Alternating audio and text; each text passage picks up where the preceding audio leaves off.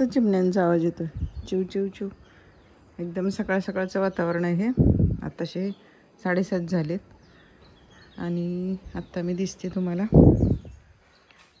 टेरेसवरती. तर इकडे ही कोरपडीची झाडं आणि हे बघा झाड लगेच सुकले, याला पाणी घालायचं आहे. तर चला म्हटलं आता वरती जाऊया. आणि आता जिना कंप्लीट झालेला दिसतोय तुम्हाला, म्हणजे हा कलर देऊन सगळा पॉलिशिंग करून कंप्लीट झाला आहे. आता त्याला पाहिजे तर आपण ह्याच्यावर दुसरा कलर द्यायचा. असा हा जिना आमचा तयार. आणि तिकडे पण सेमच कोचरे सरांचा दिसतोय. तर हे 2 जिने असे केलेले आहेत. वरती तर तुम्ही म्हणाल पत्रा आणि जिना कशाला केलाय, तर आहे त्याचं काम. ते काम आहे त्याचं, वरती चढायला लागणार आहे. आणि म्हणून मग तो शिडी लावून पण काम झालं असतं, पण म्हटलं नको शिडीवर कसं भीती वाटते चढताना वगैरे, त्यापेक्षा जिना भरा म्हणून तो जिना झालेला आहे तयार.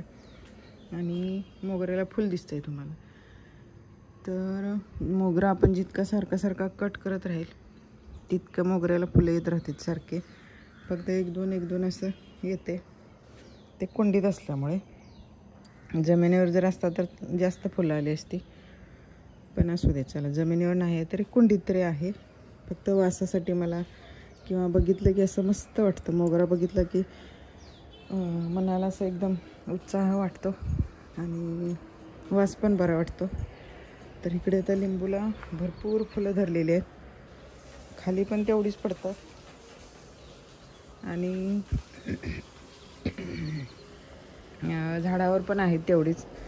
आणि लिंबू बारीक बारीक आता चालू झाले त्याचा लागायला.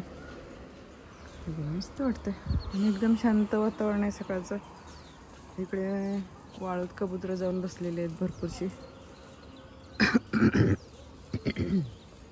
तिकडे सर झाडांना त्यांच्या घरावर पाणी मारतायत. असं हे कॉलनीतलं सकाळचं वातावरण. म्हटलं चला शूटिंग घेऊया. एकदम शांत असं आहे. तर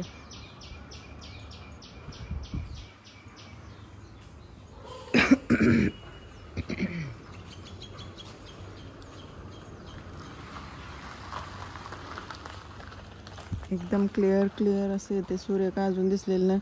काल तर दिवसभर सूर्य दिसत नव्हता, आज पण तसंच आहे वाटतं. आभाळ आले आणि गरम होते. थंडी सगळी पळून गेलेली आहे. थंडी असली की बरं वाटतं, पण काय करायचं, थंडीच नाही आहे. आणि आता तर हळदी कुंकू चालू झाले. साडी घालायला लागते संध्याकाळची कोणाकडे जायचं म्हटलं की. आणि गरमी वाढलेली आहे. असं हे कोकणातलं वातावरण. सकाळी फक्त गरम होत नाही, तरी पण मी आज चालायला गेले, मॉर्निंग वॉक करून आल्यावर मला घाम आलेला. इतकं म्हणजे उष्णता आहे हवेत. बघा क्लिअर धुकं पण दिसत नाही आहे. तिकडे नवीन बंगला तर तुम्हाला दिसणार. ह्याच्या हिरवा पडदा लावला आहे त्याच्या मागे असा मोठा बंगला आहे. तो खूप मोठा, जागा पण ती खूप आहे. हा इकडे मुंबई गोवा हायवे. आणि डायरेक्ट मुंबईला कोल्हापूरला जायचं असलं तर इथून पुढे तराळ्यापर्यंत 15 किलोमीटर जायचं. 15 ते 20 किलोमीटर. आणि तिथून मग कोल्हापूरला पण वळायला रस्ता आहे, हाच आहे.